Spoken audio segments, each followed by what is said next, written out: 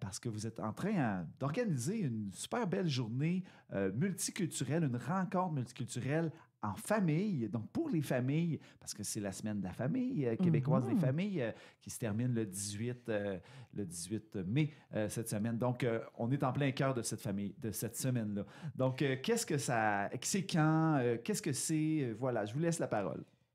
Alors, Ça commence bien. Hein? Peux-tu commencer?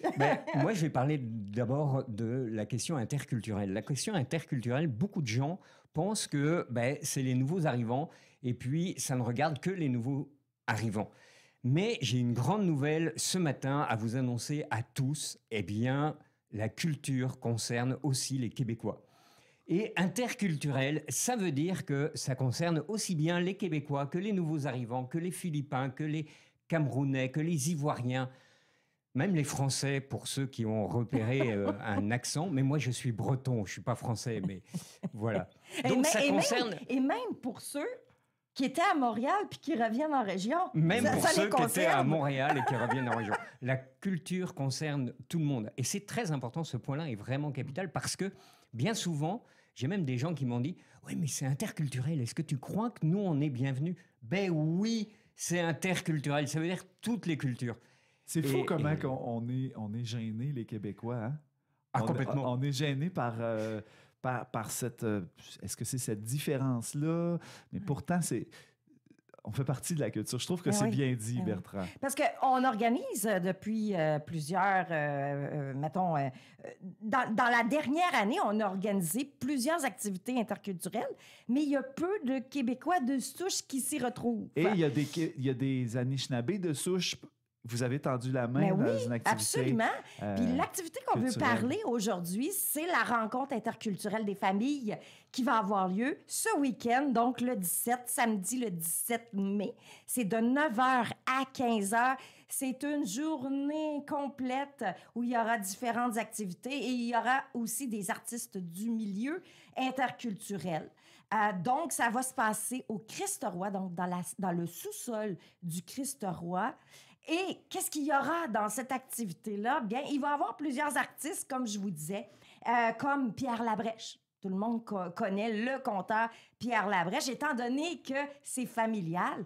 Il y aura beaucoup d'enfants sur place. Donc, Pierre va venir raconter des histoires folkloriques québécoises, mais tout autour d'une thématique. Donc, Pierre va être présent dès le début de cette journée-là. Et puis, je compléterai parce que... Ouais. Pierre Labrèche, ça peut paraître bizarre, mais il est québécois. Donc, effectivement, vous allez pouvoir le retrouver. Et voilà, ça montre... Vous êtes représenté sur scène, les Québécois. Exactement. Mais oui, mais il n'y a pas juste Pierre. Oui, mais je sais qu'il n'y a pas que Pierre. Oui, mais moi aussi, je vais être là. C'est ça. Je vais être là pour la danse. En fait, vu que c'est familial, je vais enseigner aux enfants sur place. On va leur enseigner une petite danse pour qu'ils puissent la présenter en après-midi. Donc, le matin, ils vont apprendre à danser une petite chorégraphie et dans l'après-midi, ils vont présenter la chorégraphie devant tout le monde. Ah, donc, oui, ça va être vraiment intéressant.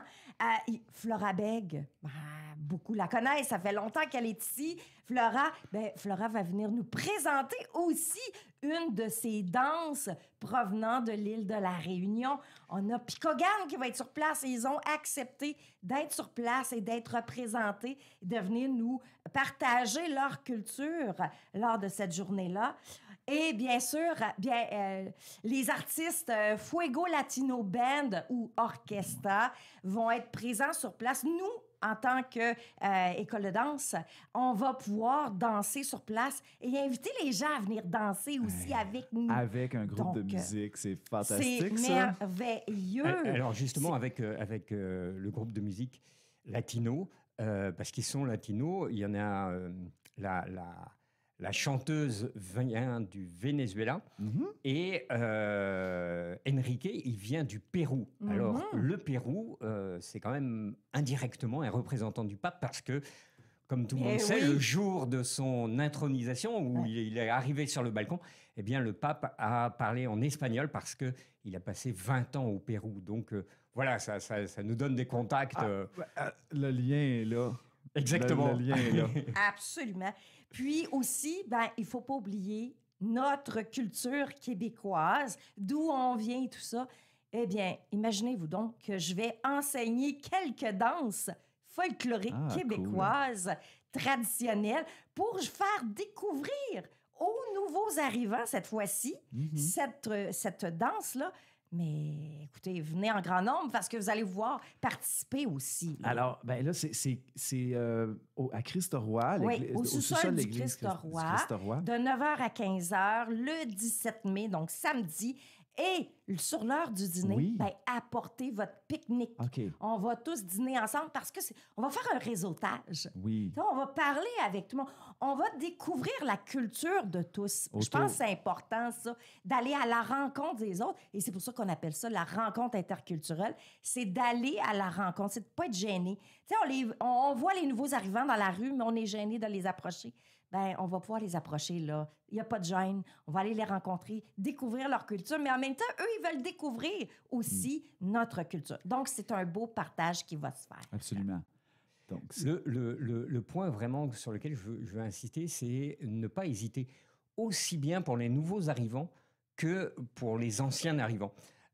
Parce qu'il ne faut pas oublier qu'il y a un peu plus d'une centaine d'années, eh bien, tout le monde était des nouveaux arrivants. Alors oui, il y en a qui sont nés ici depuis, etc. Et les conditions d'arrivée étaient très difficiles. Mais aujourd'hui aussi, pour beaucoup de nouveaux arrivants, les conditions sont difficiles, pas pour les mêmes raisons, parce que personne ne se retrouve à camper dans le bois à peu près aujourd'hui. À peu près tout le monde a un toit sur la tête, mais... Les conditions sont parfois très difficiles. Mais ça prend beaucoup de courage, au même titre que les arrivants, v'là 100 ans, quand tu quittes pays, tu quittes maison et pays, famille même parfois, et tu arrives dans un nouveau pays comme ça. Oui, les conditions peuvent être difficiles, donc c'est une belle façon de se retrouver, d'échanger. D'enlever Puis tu sais aussi... Des fois, on va attirer les gens par la nourriture.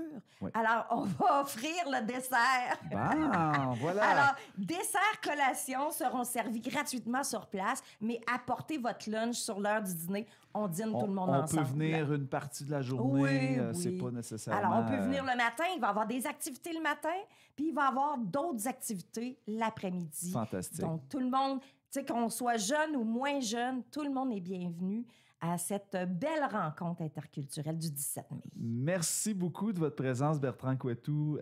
Guylaine Beauchemin.